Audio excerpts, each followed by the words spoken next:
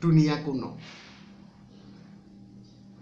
Abad 7 sebelum Masehi sampai abad 5 Masehi. Filsafat dimulai dari kebutuhan manusia untuk memahami dunia, tempat di mana dia hidup. Di Yunani, sekitar abad ke-6, para filsuf mulai meragukan keyakinan tentang asal-usul alam semesta dan manusia yang berasal dari ajaran agama Yunani kuno.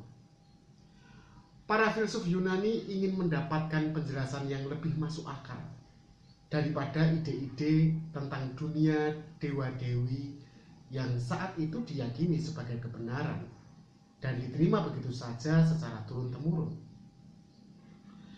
Di belahan dunia yang lain, Siddhartha Gautama atau lebih kita kenal sebagai Sang Buddha mulai mencari pencerahan lewat laku spiritual yang khas.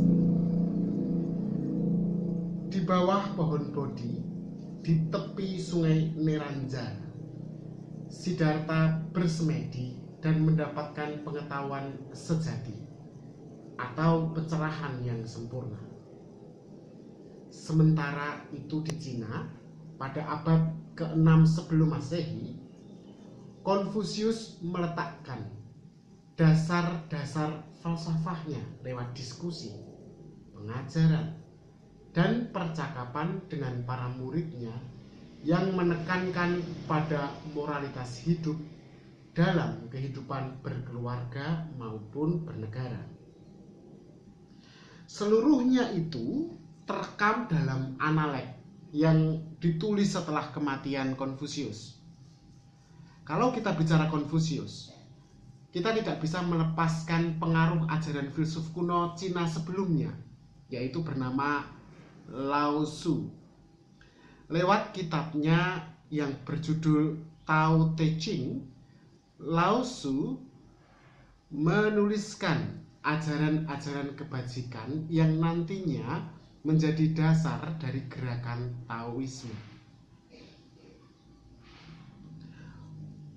Baik di belahan bumi barat maupun timur, filsafat kuno punya ketertarikan yang sama, yaitu perkara alam semesta dan praktek laku hidup manusia. Tidak seperti pemikir filsafat modern yang gemar berbicara teori-teori yang abstrak, lagi kompleks dan sulit dipahami. Para filsuf di masa kuno memikirkan hal-hal yang praktis yang terkait langsung dengan kehidupan sehari-hari. Maka tidak mengherankan bila kemudian filsafat kuno sangat lekat dengan ajaran-ajaran laku hidup dan etika moral. Sokrates, Plato, Aristoteles, dan para filsuf barat di masa Yunani kuno berspekulasi tentang bagaimana manusia seharusnya menjalankan kehidupan mereka secara bijaksana. Sang Buddha di masa India kuno memusatkan perhatiannya pada keberadaan manusia yang penuh dengan derita. Sang Buddha lantas menemukan ajaran kebijaksanaan yang khas, yang berbeda dengan dunia barat. Ajaran itu diajarkan oleh Sang Buddha untuk mencapai pelepasan dari derita atau berada dalam keadaan kebahagiaan yang tertinggi. Di Cina, kalau tadi kita bicara di barat, kemudian di India, lalu bagaimana dengan dunia kuno di Cina? Di Cina, Konfusius mendiskusikan dan mengajarkan nilai-nilai etis terkait dengan kesetiaan dan kebaktian seorang anak pada orang tua atau leluhurnya. Dia juga mengajarkan mengenai penghormatan pada tradisi dan ketaatan pada tataran moral. Keseluruhannya itu demi mencapai apa yang kemudian Konfusius cita-citakan, yaitu kestabilan hidup bernegara yang memberikan manusia rasa bahagia dan sejahtera.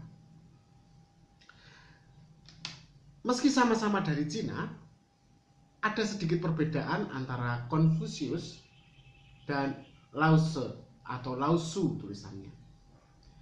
Lao Tzu lebih menitik beratkan pada individu daripada perkara-perkara moral sosial, apalagi tadi kehidupan bernegara. Menurut Lao Tzu, tujuan akhir dari seluruh upaya hidup manusia terletak dalam diri setiap individu. Kebijaksanaan individual adalah jalan menuju pencerahan. Adapun perbedaan antara filsafat Barat dan Timur hanyalah terletak pada penggunaan rasio dan akal.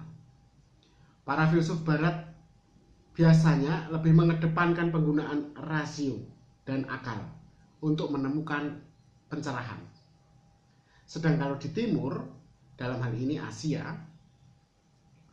para filsuf tidak melulu menggunakan rasionya, tapi juga intuisi dan rasa. Namun lepas dari segala perbedaan yang ada, kedua jenis filsafat kuno, Barat ataupun Timur, mengandung nilai-nilai yang sama, yaitu pencerahan dan kebijaksanaan. Sekian dulu untuk saat ini. Kita akan mulai dengan video mengenai pemikir pertama di era kuno pada video selanjutnya. Terima kasih.